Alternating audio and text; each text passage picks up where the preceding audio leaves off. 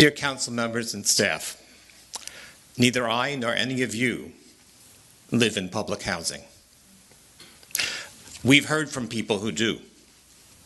Who lives in public housing? The people who stack our groceries, the people who clean up our offices, the people who care for our elderly.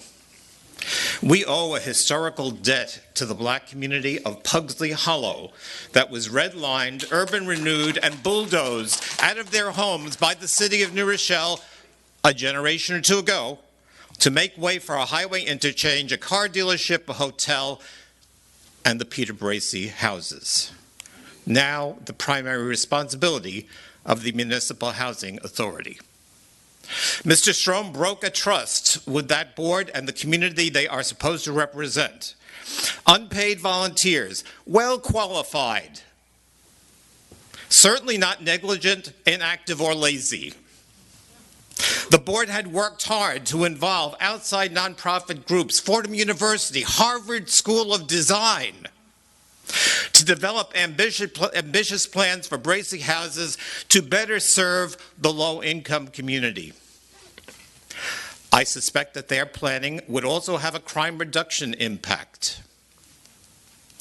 Did the previous city manager or others in the administration understand what the board was trying to do and advocate on behalf of this board and this city? Was the board set up to fail? Others have already asked that. The City Council should already request and make public all emails and other communications about municipal housing between the city administration and HUD and among city administrators. I can see where city administrators might find it easier to just put this project out for private for-profit developer and wash their hands of it. However, that's the process that left 20 families in the newly built heritage homes without gas service for an extended period.